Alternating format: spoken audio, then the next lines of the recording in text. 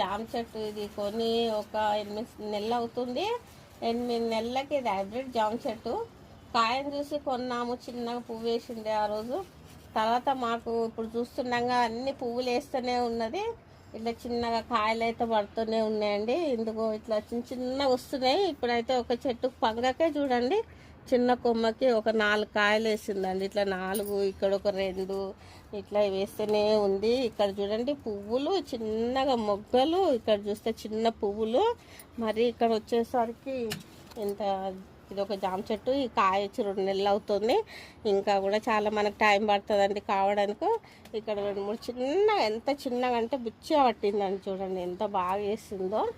ఈసారి అయితే 9 నెలల్లో మంచి జామకాయలు అయితే రావడం జరుగుతుంది. అవి మన చేతికి రావడానికి ఇంకా 2-3 నెలల టైం పడుతుందండి. అప్పుడు కానీ మనకు పెద్దగా రాదు.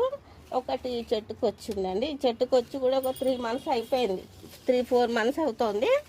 ఈ జామకాయ అయితే ఇంత అయింది. ఈరోజు దీన్ని కట్ చేసుకుందామని మేము కట్ చేసుకుంటున్నాం అండి మా చెట్టుది. ఈరోజు ఈ జామకాయ అయితే కట్ చేసుకుంటున్నా. చూడండి, మీకు కూడా పెడతాను. ఇలా జామకాయ ఎంత బాగుందో చూడండి. చాలా థ్యాంక్స్.